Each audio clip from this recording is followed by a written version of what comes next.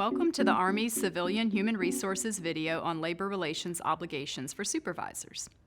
My name is Kelly Smith. There are some basic labor relations obligations you should know about if you supervise civilian employees that are in a bargaining unit. First, you need to know if there is a collective bargaining agreement covering your employees. If so, then you should become familiar with its terms to ensure you and your employees comply with it. Ask your servicing CPAC or Command G1 office if you need a copy of the collective bargaining agreement.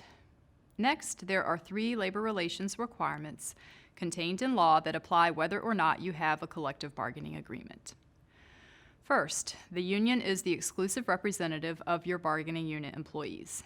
As such, they negotiate over conditions of employment for those employees.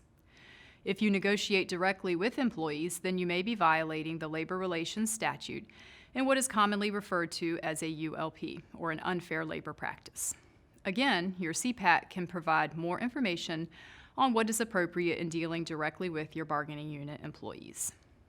Another matter is allowing employees to have a union representative when you are questioning them, and they reasonably believe the questioning could result in disciplinary action. This is known as the employee's Weingarten rights, named after a Supreme Court case. If an employee invokes his or her Weingarten rights, either allow the employee to obtain union representation before you continue questioning the employee, stop the meeting and continue the investigation without questioning the employee, or give the employee a choice to continue without representation or having no interview. Of course, do not coerce the employee in this decision. There are many caveats associated with Weingarten rights, so yet again, I encourage you to speak with your CPAC to get a fuller understanding of this obligation. Finally, I want to mention your obligation to invite the union to attend any formal discussion you have with your bargaining unit employees. When you or another management representative hold a meeting with your employees and you discuss general personnel policies or conditions of employment, the union must be invited. Impromptu discussions or informal shop talk do not normally constitute a formal discussion. However, I encourage you to check with your CPAC to discuss what constitutes a formal discussion so that you are aware when the union has a right to be invited to attend.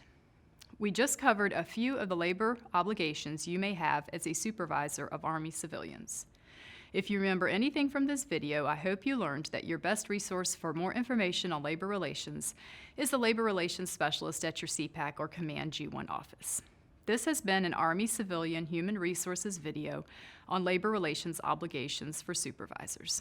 If you have questions about this topic, please visit us and start a discussion by reaching out to the web address on the screen.